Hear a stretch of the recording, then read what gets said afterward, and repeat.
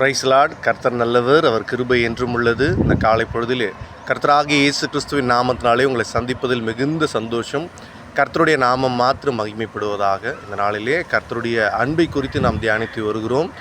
அவருடைய எண்ணங்கள் நம்முடைய எண்ணங்கள் அல்ல, அவருடைய வழிமுறைகள் நம்முடைய வழிமுறைகள் அல்ல. இதை நாம் தெளிவாய் புரிந்து கொள்ள ஆதியாகமம் 32ஆம் அதிகாரத்தை இந்த நாளிலே தியானிப்போம். இந்த பாடலை பாடி.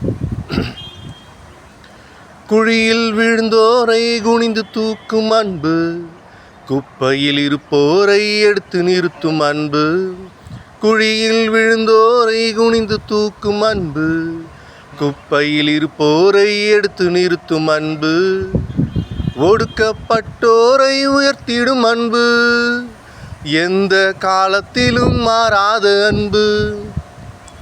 ஒடுக்கப்பட்டோரை உயர்த்திடும் அன்பு, எந்த காலத்திலும் மாறாத அன்பு. இது ஒப்பில்லாத அன்பு, பூரண அன்பு. இது ஒப்பில்லாத அன்பு, பூரண அன்பு. இயேசுவின் அன்பு இது ஒப்பில்லாத அன்பு, புறம்பே தள்ளாத பூரண அன்பு. இயேசுவின் அன்பு இது ஒப்பில்லாத அன்பு, புறம்பே தள்ளாத பூரண அன்பு. ஆழமான ஆழியிலும் ஆழமான அன்பு, உயர்ந்த மலைகளிலும் உயரமான அன்பு. அளந்து பார்க்க முடியாத அளவில்லாத அன்பு, விவரிக்க முடியாத அற்புத அன்பு. ஆழமான ஆழியிலும் ஆழமான அன்பு, உயர்ந்த மலைகளிலும் உயரமான அன்பு.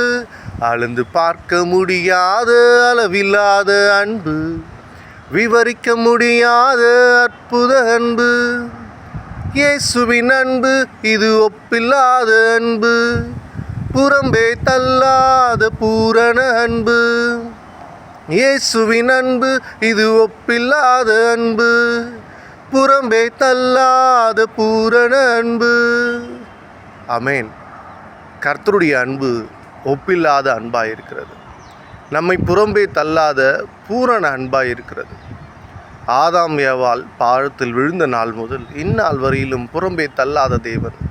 ஆதியாகமம் 32ஆம் அதிகாரம் முழுவதையும் நாம் இந்த நாளிலே வாசிப்போமானால் கர்த்தருடைய பேரன்பை நாம் அறிந்து கொள்ள முடியும். அதை சுருக்கமாக உங்களிடத்தில் பகிர்ந்து கொள்ள வாஞ்சிக்கிறேன். கர்த்தருடைய நாமம் மகிமைப்படுவதாக. யாக்கோபு சிறு வயதிலே தாயின் கருவில் இருக்கும்பொழுதே ஏசாவை முந்திக்கொள்ள வயிற்றிலிருந்து போராடினவன். ஏசா பெரியவனாகவும் யாக்கோப்பு சிறியவனாகவும் பிறந்தவர்கள். ஏசா மூத்த மகன், யாக்கோப்பு சிறிய இளைய மகன். இருவரும் வயிற்றில் இருக்கும் பொழுதே யாக்கோப்பு எத்தனாய் பொய்யனாய் வாழ ஆரம்பித்து விட்டான். அவன் அப்பொழுதிலிருந்தே எப்படியாவது இந்த உலகிலே எல்லாவற்றிலும் முதன்மையானவனாய் இருக்க வேண்டும், எல்லாவற்றையும் சுதந்திரித்து கொண்டவனாய் இருக்க வேண்டும் என்று சொல்லி வயிற்றிலிருந்து போராடினவன். வெளியே வந்த பிறகும் ஏசா என்று சொல்லி தன் தகப்பனை வஞ்சித்து அல்லது ஏமாற்றி ஏசாவினுடைய மூத்த குமாரனுடைய புத்திர ஆசீர்வாதங்களை இவன் பெற்றுக்கொண்டான். பிறகு இங்கிருந்து லோத்தின் இடத்தில் சென்று வேலை செய்து வெறுங்கையாய் சென்ற அவனை ஆண்டவர் இரு பரிவாரங்களாய் மீண்டுமாய் அவ்விடத்திலே இருந்து புறப்பட்டு தன் தகப்பன் வீட்டிற்கு வந்து கொண்டிருக்கிறான். ஆனால் ஏசாவுக்கு அவன் செய்த துரோகம் அவனுக்கு நினைப்பில் உண்டு. அவன் ஏசாவை சந்திக்க பயப்படுகிறவனாய் இருக்கிறான். ஏசாவை எப்படியாவது சமாளிக்க வேண்டும் அல்லது சமாதானத்தை உருவாக்க வேண்டும் என்று போராடுகிறவனாய் இருக்கிறான். அவனுடைய மாம்ச ரீதியான சிந்தனையை கொண்டு அவன் வருகிறான். வரும் வழியிலே அவன் தனித்து விடப்பட்டவனாய் ஒரு இடத்துல பிள்ளைகளையும் குழந்தைகளையும் விட்டுவிட்டு தனித்து இருக்கிறான். அவன் தனித்திருக்கும் வேளையிலே கர்த்தரானவர் அங்கே வந்து அவனோடு இரவெல்லாம் போராடுகிறார். எதற்காக போராடுகிறார்? அவனை அவனுடைய சுயம் சார்ந்த சிந்தனையிலிருந்து விடுவிக்கவும், தேவ சித்தத்தின்படி அவன் படைக்கப்பட்டிருக்கிறான். அவன் தேவ சித்தத்தின்படி வாழ வேண்டியவன். எனவே உலக பிரகாரமான மாம்ச சிந்தனையோடு அவன் மீண்டும் மீண்டும் போராடி அவற்றினால் முழு திருப்தி அடையாதவனாய் இருக்கிறான் என்பதை கர்த்தர் அறிந்து அவனை எந்த சூழ்நிலையிலும் கைவிடாமல் அவனை பாதுகாத்து அவனோடு இரவெல்லாம் போராடுகிறார்.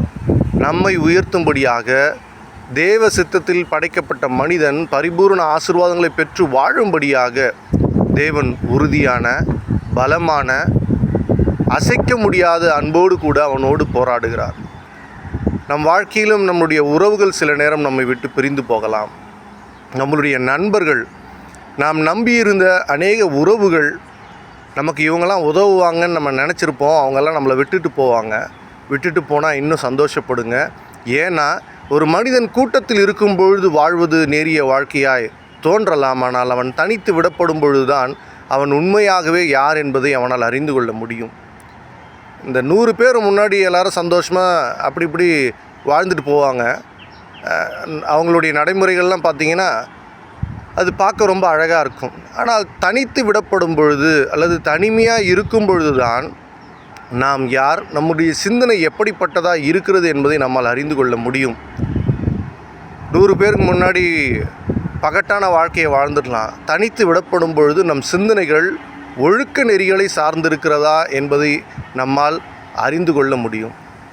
தனித்து விடப்படும் பொழுதுதான் தேவன் நம்மோடு அதிகம் உறவாட விரும்புகிறார். தனித்து விடப்படும் பொழுது தேவனோடு நாம் உறவாடினால் நாம் தேவனுடைய சித்தத்தின்படி வாழ ஆரம்பித்து விடுவோம். தேவன் இங்கு யாக்கோபோடு போராடுகிறார். இரவெல்லாம் போராடி விடியற்காலையிலே அவனை மேற்கொள்ள முடியாததைக் கண்டு அவனுடைய தொடை சந்தை தொட்டு அவன் கால் சுலுக்கி கொள்ள செய்கிறார்.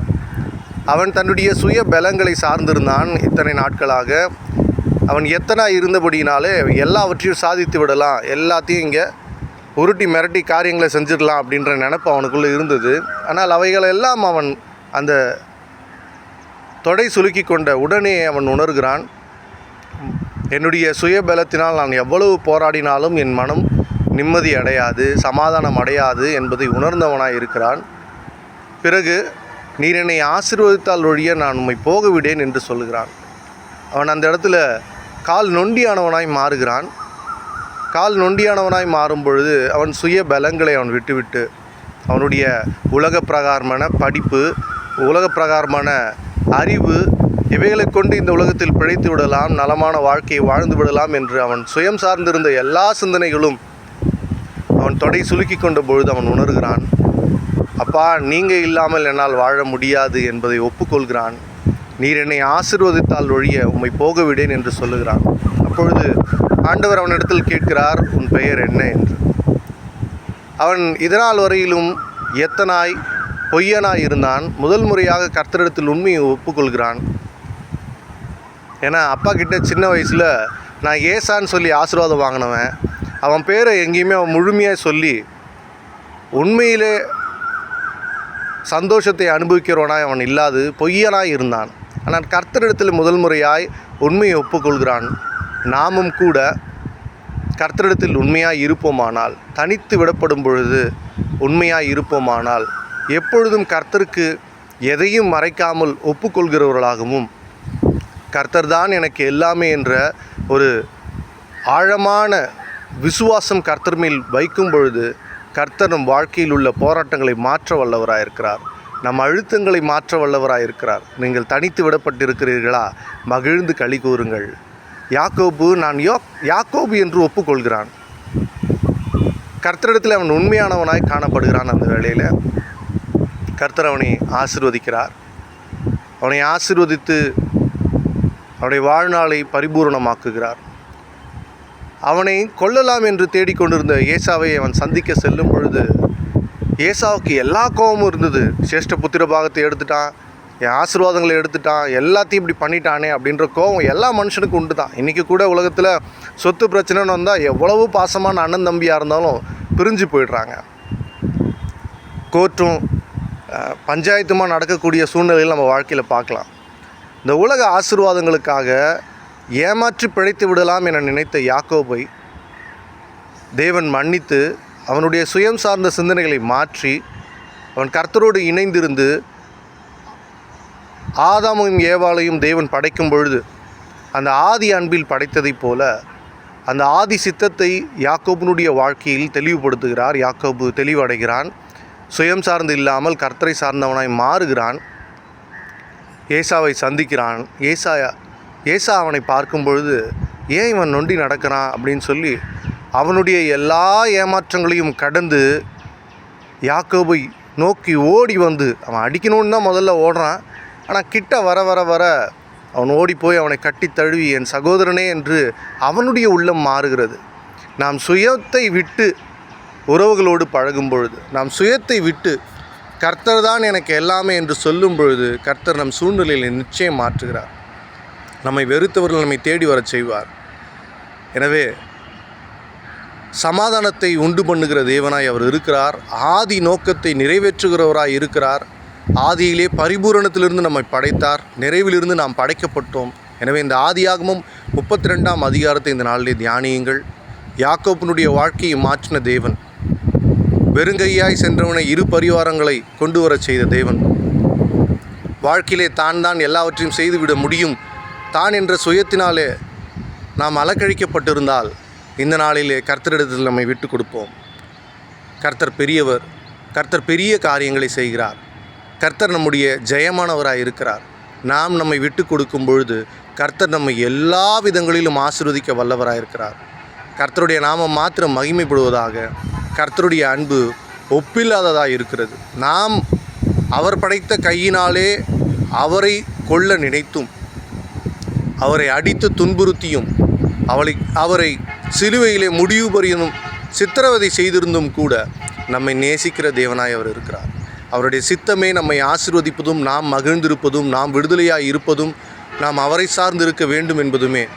அவர் மனிதனை படைத்தது அவரோடு உறவு கொண்டாட, அவருடைய அன்பில் நிலைத்து வாழ, அவருடைய ஆசீர்வாதத்திலும் அவரோடு உறவை பகிர்ந்து கொள்வதிலுமே அவர் விரும்புகிறவராய் இருக்கிறார். எனவே இந்த கர்த்தரை நாம் எப்பொழுதும் துதிப்போம். கர்த்தருடைய நாமத்தை எப்பொழுதும் உயர்த்துவோம். நம்மை மறந்து அவருடைய சித்தத்திற்காய் நம்மை ஒப்பு கொடுப்போம். கர்த்தருக்குள்ளாய் பெரிய பெரிய ஆசீர்வாதங்களை காண்போம். ஆமேன். God bless you. Have a good day.